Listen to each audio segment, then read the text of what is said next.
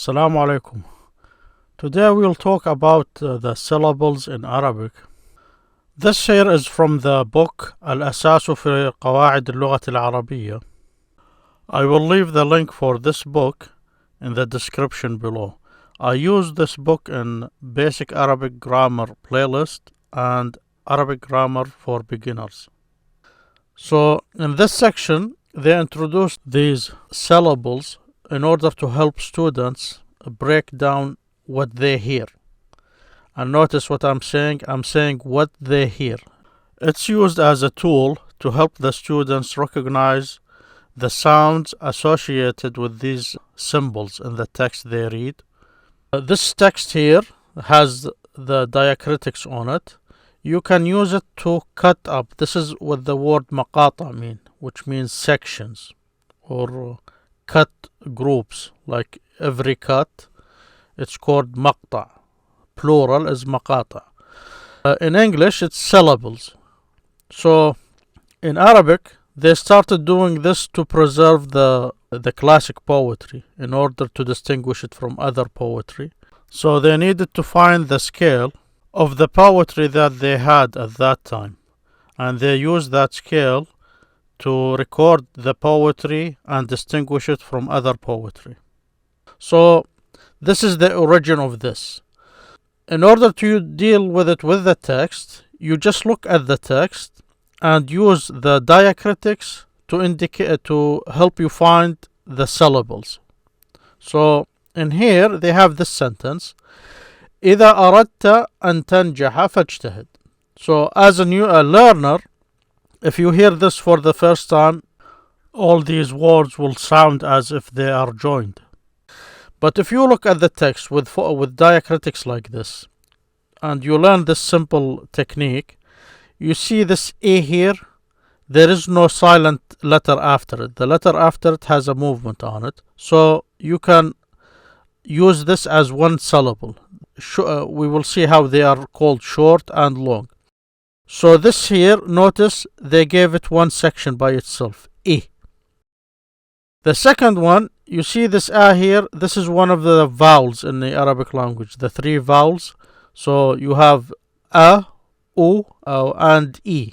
So this is considered a silent letter, this A here, and it's also a vowel. So because of that, this moving letter before it, they join together. They become a long syllable. So you see here they cut that, they separate it by itself, the. And you can go on like this. Now, when you hear someone talking, sometimes they join the end of one word with the beginning of the other word. And that's when you start to recognize these when you're listening, that's when you start to break down the language. Recognize by hearing, recognize the different nouns, verbs, and so on. So in here, as I said, they go by what you hear, not but why you use what you read or you see here to find out the syllables. Then when you listen to someone reading this, you start looking for these sections. So notice here, the A here, because this is separated, so the second word here starts with the A there, should have a movement there. So they have it here, A. Notice they separated a section like this. Now this here is another sign for a silent letter, just like this here. You see it's written there. That's just a style. So I know this is a silent D. The one before it is a moving letter. So I join them together in one syllable. So rad. Notice. The ta, same thing. So you just follow the diacritics.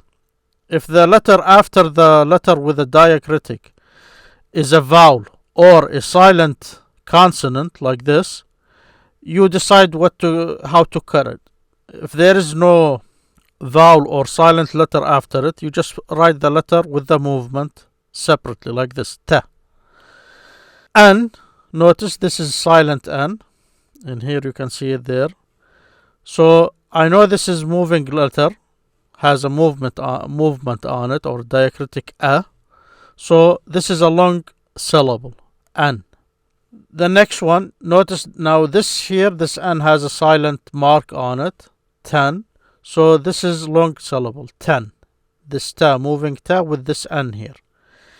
Ja, ha. You notice these are moving, they're all moving. There is no silent or a vowel behind it. So this ja comes down by itself, ja. Ha by itself, ha. Here, notice this, faj. We talked about this here is the connecting hamza. We talked about the definite article and it starts with the connecting hamza. In here, they wrote a hamza above this. This is a definite article here, al. And you hear me pronounce the L because this is one of the moon letters, this M here, meaning the L of the definite article is pronounced with it. And you see the silent mark there. Now, they wrote this hamza here to help the students recognize they have to pronounce it if they start with it. And that's what you do with the definite article. If you start talking with it, you pronounce the hamza. But within the sentence, it's not pronounced. And that's the sign for it, the proper sign. This is just for educational purpose. Within the sentence here, connected hamza is always used with the command form.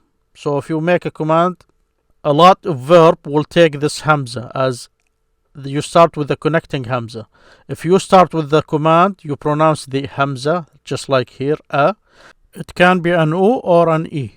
And if not, like in this case here, you do not pronounce. This hamza is not pronounced. That's why they distinguish it.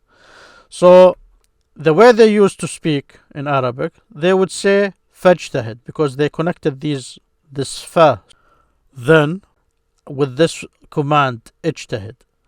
So notice I said ijtahid. But because of it's a connected hamza, now you do not pronounce it. And that's what you hear. So what you put here as a syllable is what you hear, not what you see there. So they wrote it down here to make you aware of what's going on here. But when you hear it, you hear faj. This is not pronounced. But for educational purposes, they listed down as a long syllable here. They showed this connecting hamza. So because this is not pronounced, it's faj. This is a silent letter. And this is a moving letter, so this is a long syllable. So, ta, notice this ta within the word, it's moving. The letter after it is also moving, so that you get this short syllable. Head, notice, command forms always end with this silent letter, if it's a consonant like this. So you get this head here. Here I wrote down long syllable. You see this line here and this arc here for short syllable. When you get some practice doing this, it's this takes more work. But when you start to get good with these, you can start using these marks. So instead of writing the a here, you can do this. I know this is separate, you study it. You know this here is a moving letter and the one after it is moving, so this is a short syllable. You put this mark here, this one here. For this one here, you put a line. For this one here, ra, this is moving, so this one gets a short syllable. This here is rad, this gets a long syllable. It's a line. This here is moving. This here is long, and you can see it here. That's why you do this first, then you get to that. But with more practice, you just use the line and arc. And that's how they do it in school. When they study poetry and want to find what meter the poem is following, they do this to it to find out what type of words it rhymes with. And that's how they use it. So first you practice this, then you get to that. So now you have an idea how this works.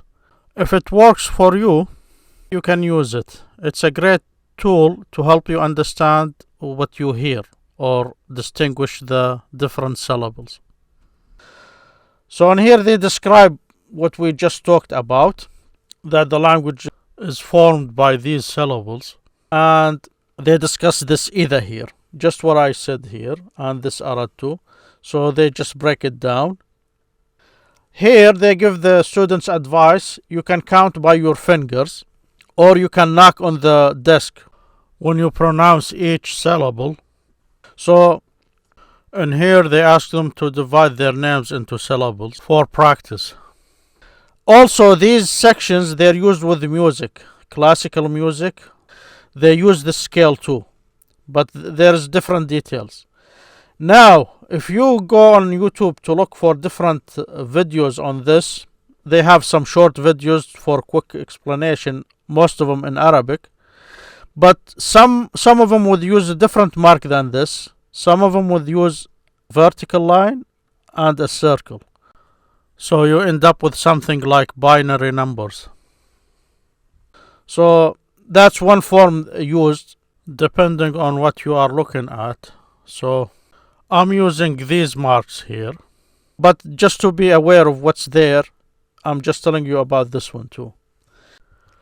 In the second part of this video or discussion of this lesson, we will continue with this subject.